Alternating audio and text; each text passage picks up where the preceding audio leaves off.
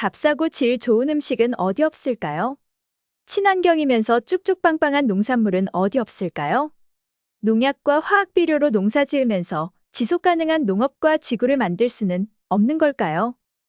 지난 12월 7일 경기도 영양교사회가 발표했다는 성명서를 인용한 신문 기사를 보면 누구나 이런 생각을 할 수 있지 않을까요? 경기도 영양교사회는 경기도 친환경 학교급식 식재료가 경기도의 지원하에 독점 형태로 공급되면서 급식의 질이 낮아지고 식재료 값이 제한 없이 인상되고 있어 영양교사들이 식단 작성과 급식 만족도에 대한 민원에 시달리고 있다고 주장하고 있습니다.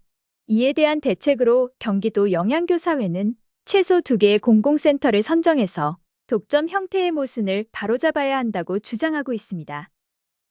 이와 관련 지난 10여 년 동안 친환경 농민 학부모들과 함께 친환경 학교급식 시스템을 구축해온 경기도 친환경 학교급식 운동본부는 성명을 통해 경기도 영양교사회의 성명은 사실과 다르고 이해하기 어려운 내용들로 가득 차 있다면서 친환경 학교급식이 가지고 있는 지향과 같이 기후위기 시대에 건강하고 안정적인 농산물 공급 체계가 어떻게 이루어져야 하는지에 대한 책임 있는 단체로서의 고민의 흔적을 찾기 어려워 우려와 실망감을 금할 수 없다고 밝혔습니다.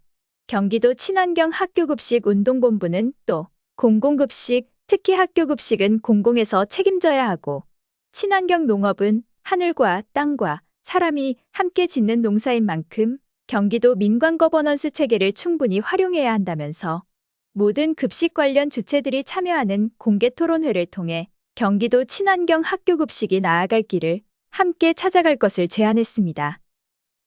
한국농정신문은 이러한 주장은 그동안 경기도 시민사회의 친환경 학교급식 운동에 동참하며 친환경 식재료 공급 확대를 위한 지원책 마련 목소리를 함께 내온 경기도 영양교사회의 입장과는 정면 배치된다면서 성명서 내용을 처음 봤을 때 놀랐다.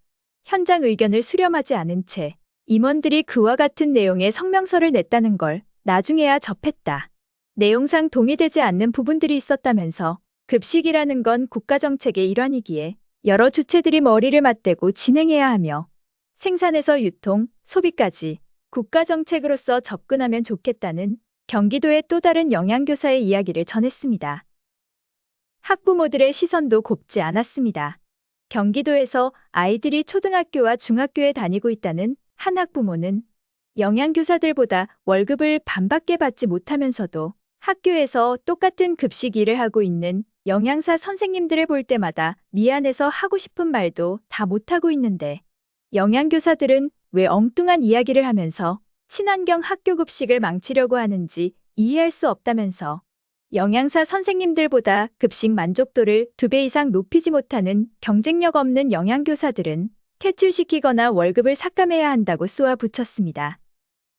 경기도 학교에 친환경 농산물을 납품하고 있는 친환경 농민들은 영양교사들은 값싸고 쭉쭉빵빵한 농산물을 원하지만 우리나라 친환경 농업의 수준은 아직 영양교사들의 요구를 따라가지 못하고 있다며 학교급식에 참여하고 있는 모든 주체들이 함께 농촌진흥청이나 도농업기술원 등 정부의 농업연구기관이 값싸고 질 좋은 친환경 농산물을 생산할 수 있는 기술을 만들 수 있도록 노력했으면 좋겠다고 말했습니다. 경기도 친환경급식 초창기부터 친환경 농산물을 납품해오고 있는 경기친농연의 한 회원은 쭉쭉빵빵한 농산물을 친환경으로 만들라는 것은 친환경 농민들 보고 편법으로 친환경 농산물을 만들으라는 말과 같다며 왜 친환경 농민들이 점점 줄어들고 있는지, 어떻게 해서 지금의 친환경급식 시스템이 만들어졌는지 깊게 들여다봤으면 좋겠다며 답답해했습니다.